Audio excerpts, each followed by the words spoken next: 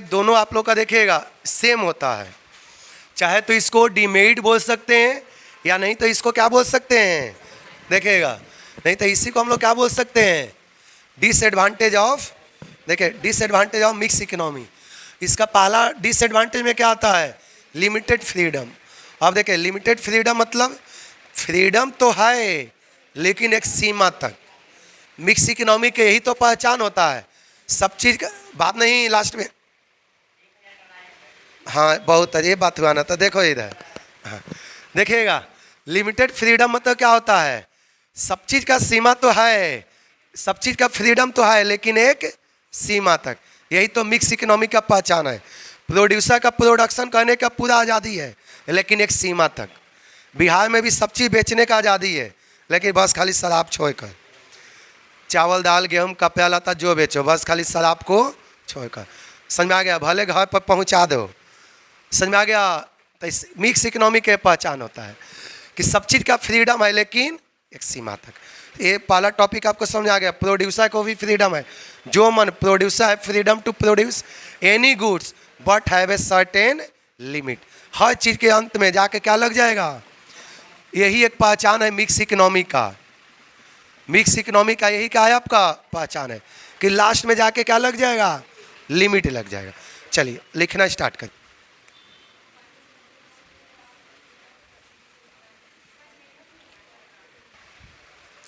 लिख लीजिएगा, competition is control and regulated.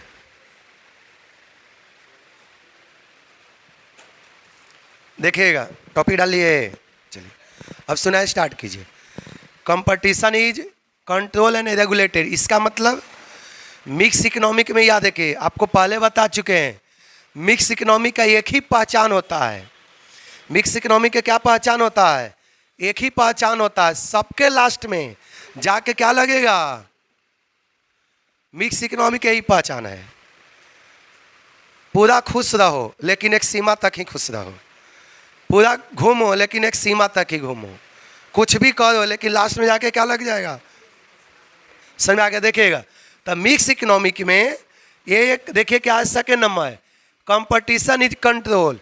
और मिक्स इकोनॉमिक ये नहीं कि जितना मन करे कंपटीशन क्रिएट करेंगे, कंपटीशन एक सीमा तक ही। जैसे इंडिया में कंपटीशन एक्ट भी बना हुआ है, आप लोग पढ़े भी हैं, फिर आगे भी पढ़ाएंगे। तो इंडिया में MRT भी एक्ट बना हुआ है, monopoly and trade practice restricted tax practice, एक एक्ट बना है ताकि मोनोपोली को भी क्या किया जाए। तो हर चीज़ के लिए इंडिया में एक्ट बना हुआ है। कंपटीशन आप ज़रूरत से ज़्यादा कंपटीशन नहीं कर सकते। जैसे एक एग्जांपल, मान लें कि एक आदमी है जो मान लें कि हरा सब्जी बेचा है 20 रुपये केजी। एक आदमी है जो कि हरा सब्जी कैसे बेच रहा है, 20 रुपये केजी हरा सब्जी। आप उसके बगल में जाके क्या बेचने लगे, 2 रुपये पर केजी। आपने क्या कर दिया, 2 रुपये केजी। एक आदमी 20 रुपये केजी बेचा है, उसके बगल में आप ठेला खड़ा कर दिए, क्या बेचने लगे, 2 रुपये पर केजी। अब यही तो कंपटीशन है मेन। अब ये बेचारा एक दिन बर्दाश्त करेगा, क्योंकि आप वही चीज़ को जब 2 रुपये बेचोगे तो जाहिर सी बात है यहाँ तक कोई नहीं जाए, इसके पास कोई नहीं जाएगा, सब कहाँ जाएगा, इसके पास। एक दिन बर्दाश्त करेगा, 2 दिन 3 दिन और चौथा दिन सीधे कोर्ट में जाएगा कि इसका मकसद क्या है, किसी को बर्बाद करना। इसका मकसद क्या है कि पड़ोसी को क्या कर देना, तभी तो 20 का सामान को 2 में बेचे ना। जैसे समझ में आ गया। तो देखिए ये सब आज के डेट में तो मिक्स इकोनॉमिक में कंपटीशन को कंट्रोल किया जाता है किसके द्वारा, प्लानिंग अथॉरिटी के द्वारा।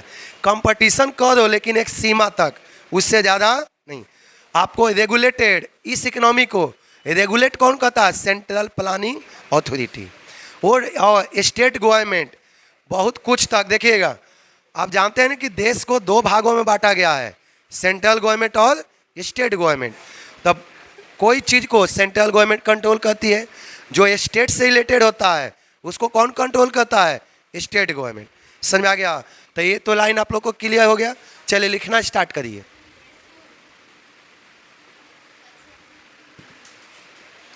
मतलब क्या होता है, मतभेद। चलिए अगला टॉपिक डालिए कन्फ्लिक्ट, अथवा रिलैक्स मूड में एकदम से पढ़िए। दिसंबर में आप लोग का फर्स्ट सेमेस्टर का एग्जाम होगा, लिख लीजिए। तो देखिए डेट लगता है कि क्या है, कोई बात नहीं, वो दिमाग खराब नहीं होगा। हाँ समझ आया। आराम से रिलैक्स मूड में पढ़िए, पढ़ाई के देखते रहो, ज़रूरत से ज़्यादा बर्डन नहीं, रिलैक्स मूड में रहिए। जो भी पढ़ना है ये नहीं कि लगल मत हो, पढ़ाई के साथ साथ बीच में थोड़ा सा इंटरटेनमेंट भी करते हो। अपने ऊपर कभी हावी होने मत दो, अपने ऊपर कभी भी पढ़ाई का प्रेशर मत डालो। पढ़ाई को जो प्रेशर लेके चलता है उसी का दिमाग खराब होता है। पढ़ाई को एक इंटरटेनमेंट के जैसा रखो, एकदम से मन किया आराम से पढ़े, नहीं मन किया 2 मिनट छोड़ दिए, आधा घंटा छोड़ के मोबाइल देखने लगे। लेकिन मोबाइल भी ज़्यादा नहीं, क्योंकि मोबाइल आपका मानसिक स्थिति को बिगाड़ता है। दूसरा, आपको बहुत ज़्यादा एनर्जी को जो कंज्यूम करता है ना, माइंड मोबाइल कर देता है। ज़्यादा पढ़ते पढ़ते उब गए तो कहीं घूम लो, कुछ चाय पी लो, या नहीं तो किसी से फ़ोन करके बात कर लो। ये सब मोबाइल जो देखने से और आपको एनर्जी बर्बाद होता है, क्योंकि जो आँख का जो रेटिना है ना, एकदम से एक टक से देखता है। कभी अपने आप को कभी गेस करना, ये कभी सिंपल बैठे हो आप मोबाइल देखो, ऐसा मोबाइल देखने के बाद बहुत थकान महसूस होगा कि एनर्जी ज़्यादा खपत होता है, पूरे बॉडी का एनर्जी मोबाइल में लग जाता है। आँख का पपनी कभी गिरता ही नहीं है, समझ में आ गया। मोबाइल देखने से सबसे ज़्यादा एनर्जी खपत हो जाता है, समझ में आ गया। तो यदि पढ़ते पढ़ते थक गए हो तो मोबाइल का उपयोग नहीं, कुछ और कर लो, नहीं तो उससे और ज़्यादा एनर्जी खत्म होगा। चलिए देखते जाओ कन्फ्लिक्ट। कन्फ्लिक्ट का मतलब होता है मतभेद। मिक्स इकोनॉमिक में ये भी देखा जाता है। आप तो जानते हैं ना कि मिक्स इकोनॉमिक क्या है, कैपिटलिस्ट और सोशलिस्ट का मिश्रण होता है। तो दोनों के बीच में प्रोड्यूसर तो बोलता है कि हम ज़्यादा प्रॉफिट कमाएंगे, और गवर्नमेंट बोलता है कि प्रॉफिट कम कमाओ। यही बीच में गवर्नमेंट प्राइवेट आदमी के बीच में फाइटाफाइटी हो जाता है। कभी कभी दोनों के बीच में क्या होता है, एक बार लड़ाई हो गया, खींचातीरी हो गया, तो कन्फ्लिक्ट होता है। मिक्स इकोनॉमिक में मतभेद आम बात है, प्राइवेट के बीच में और पब्लिक के बीच में, गवर्नमेंट के बीच में और प्राइवेट प्रोड्यूसर के बीच में, दोनों के बीच में क्या होता है, मतभेद होता है। प्राइवेट प्रोड्यूसर बोलता है कि हम ज़्यादा प्रॉफिट कमाएंगे, लेकिन गवर्नमेंट बोलता है कि नहीं, आपको वेलफेयर करना है, समाज सेवा करना है। यही बीच में देखते हैं कि कभी स्ट्राइक हो जाता है, कभी आंदोलन हो गया, कभी देश का बंदी हो गया, कुछ भी हो सकता है। तो मिक्स इकोनॉमिक में प्राइवेट और गवर्नमेंट के बीच में क्या होता है, मतभेद भी कभी कभी होना शुरू होता है। चलिए लिखना स्टार्ट करिए, जल्दी से लिख लीजिएगा। Right of private ownership is limited. Right of private ownership is limited. ये टॉपिक समझ में आया। Right of private ownership is limited मतलब मिक्स इकोनॉमिक में आप तो जान ही रहे हैं कि फैक्टर्स ऑफ प्रोडक्शन पर दोनों का राइट होता है। मिक्स इकोनॉमिक में फैक्टर्स ऑफ प्रोडक्शन पर किसका राइट होता है, दोनों का, प्राइवेट इंडिविजुअल का भी और गवर्नमेंट का भी, दोनों का। समझ में आ गया। 100% यदि प्राइवेट चाहे 100, देखो लेकिन इंडिया के एक एग्जांपल बता दें। इंडिया बस को नाम का मिक्स इकोनॉमी है।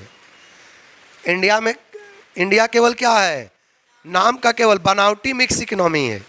सब का सब यहाँ पर काम क्या हो रहा है, कैपिटलिस्ट। देखो ट्रेन कैपिटलिस्ट, आपको क्या हो गया, प्राइवेटाइजेशन हो गया, सब चीज़ तो प्राइवेटाइजेशन हो गया, नाम का केवल रह गया कि एटॉमिक प्राइवेटाइजेशन गवर्नमेंट के हाथ में है, ट्रेन गवर्नमेंट के हाथ में। बताओ अभी ये जो ट्रेन अभी जो चला है, कौन सा ट्रेन है, वंदे भारत। इसमें कोई गरीब आदमी चढ़ेगा, बता, कोई गरीब 1600-1700 रुपया स्टार्टिंग है उसका टिकट है। हाँ आगे सर, मैं यहाँ से रांची का कितना है, यहाँ से रांची मान लें कि 1200 है, और वो मान लें कि गरीब व्यक्ति 250 में जनरल में चल जाता है, कौन जाएगा 1200 देकर। तो यहाँ पर जो भी होता है काम सब कैपिटलिस्ट के लिए, सब पूंजीवादी के लिए। क्योंकि ट्रेन भी में भी देखते हैं ना, रेलवे में भी, जैसे देखो अभी तेजस प्राइवेट चला ना, तेजस एक नया ट्रेन चला ना प्राइवेट है, तो तेजस में पूरा एसी है। वो सब किसके लिए चला है, गरीब आदमी के लिए, सब अमीरों के लिए। फ्लाइट के जैसा उसका चार्ज है। जो मान लें कि 500 डेली कमाता है, क्या वो तेजस पर चढ़ेगा कभी, गवर्नमेंट अनाउंसमेंट करती है कि हम नया ट्रेन चला दिए सर, तो वो किसके लिए चलाता था? इंडिया केवल नाम का रह गया है मिक्स, 100% क्या हो गया? कैपिटलिस्ट। चलिए देखते हैं तो इसमें क्या होता है, राइट ऑफ प्राइवेट ओनरशिप। आपको 100% फैक्टर्स ऑफ प्रोडक्शन को प्राइवेट के हाथों में रखना इसमें रिस्ट्रिक्टेड होता है। इसमें फैक्टर्स ऑफ प्रोडक्शन दोनों के हाथ में होता है, प्राइवेट के भी हाथ में और गवर्नमेंट के भी हाथ में, दोनों के हाथ में क्या होता है? आपको फैक्टर्स ऑफ प्रोडक्शन होता है। ये सबको समझ में आ गया?